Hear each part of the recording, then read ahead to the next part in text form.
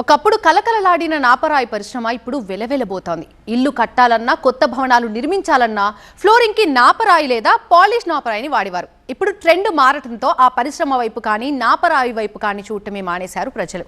అసలు నాపరాయి పరిశ్రమ భవితవ్యం ఎలా ఉండబోతోంది?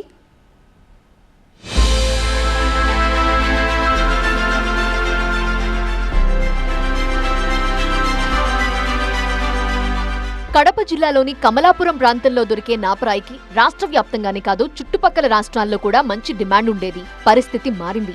నాపరాయికి భవన నిర్మాణదారుల నుండి డిమాండ్ లేకపోవడంతో పరిశ్రమ సంక్షోభంలో కూరుకుపోయింది.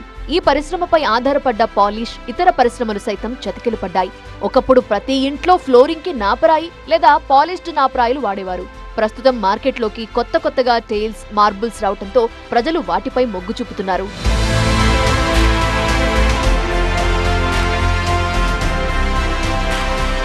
కొన్ని దశాబ్దాలు వేల మందికి ఉపాధినిచ్చిన నాపరాయి పరిశ్రమ డిమాండ్ తగ్గటంతో ఉత్పత్తులు పేరుకుపోతున్నాయి. ఫలితంగా కార్మికులు రోడ్డున పడే పరిస్థితి ఏర్పడింది. కమలాపురం పరిసర ప్రాంతాల్లో 150 నుండి 160 వరకు నాపరాయి క్వారీలున్నాయి.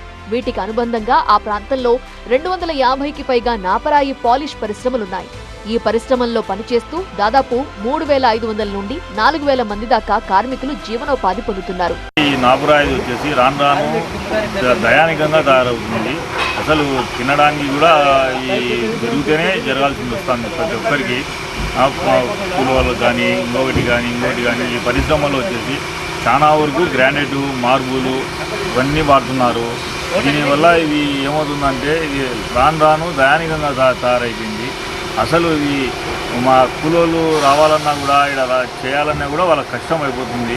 లోడింగ్ కూలి వాళ్లకు చాలా కూళ్ళు అన్యాయంగా ఇస్తున్నారు. ఓనర్లు తగిన పారితోషికము ఇవ్వడం లేదు. దానివల్ల లేబర్ అంతా చాలా ఇబ్బంది పడుతున్నారు. మేము చేసే కష్టానికి ఇది తగిన కూలి కాదు. కూళ్ళు పెంచమంటే ఓనర్లు బాడీలు పెంచడం లేదు అని అంటున్నారు.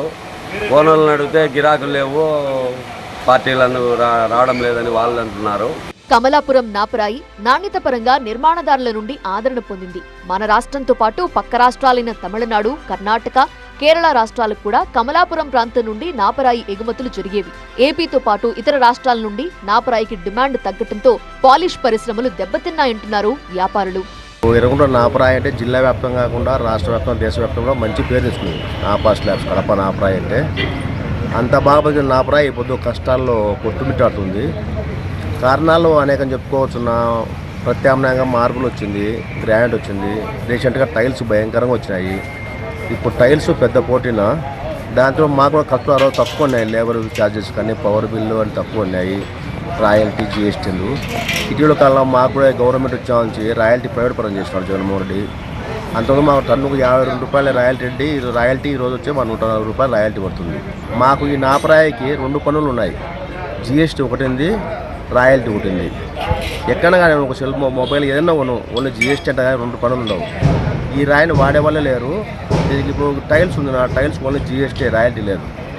అట్లయినాక మాకు పరిశ్రమ అస్తవ్యస్తంగా లేబరు ఉన్నారు కానీ లేబరు ఇటీవల కాలం పనులు చూపించలేకపోతున్నాం సరిగా. ఏపీలో నాపరాయి వినియోగాన్ని పూర్తిగా ఆపేసినట్లు పరిశ్రమ యజమానులు చెబుతున్నారు. కేవలం చెన్నై ప్రాంతానికి మాత్రమే కొంతమేర నాపరాయి ఎగుమతవుతోందని అంటున్నారు.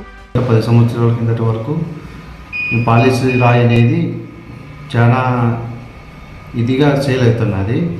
కానీ ఇప్పుడుండే పరిస్థితుల్లో ఈ పాలిష్ రాయి అనేది మెయింటెనెన్స్ ఎక్కువ కావడం వల్ల 24 రూపాయలు, 25 రూపాయలు ఇక్కడనే రేటు పడుతుంది. ట్రాన్స్పోర్ట్ తమిళనాడు ట్రాన్స్పోర్ట్ పోయే కొద్దీ 40 రూపాయలు, 45 రూపాయలు, 50 రూపాయలు పోవడం, లారీ బిల్లు ఇవన్నీ కలిపి 40 రూపాయలు, 50 రూపాయలు కావడం. దీని బదులు ప్రత్యామ్నాయంగా తమిళనాడులో కూడా 40 రూపాయలకే, 45 రూపాయలకే, 60 రూపాయలకే టైల్స్ కానీ, గ్రానైట్ కానీ, ఇవి మార్బుల్స్ కానీ దొరకడం జరుగుతుంది. సంక్షోభంలో కూరుకుపోయిన నాపరాయి పరిశ్రమకు కూటమి ప్రభుత్వం చేయూత ఇవ్వాలని పరిశ్రమ యజమానులు, కార్మికులు కోరుతున్నారు. రాజధాని అమరావతి నిర్మాణాల్లో ఈ ప్రాంతం పరిశ్రమలు ఉత్పత్తి చేసే నాపరాయిని వినియోగించి పరిశ్రమకు పునర్వైభవం కల్పించాలని కోరుకుంటున్నారు.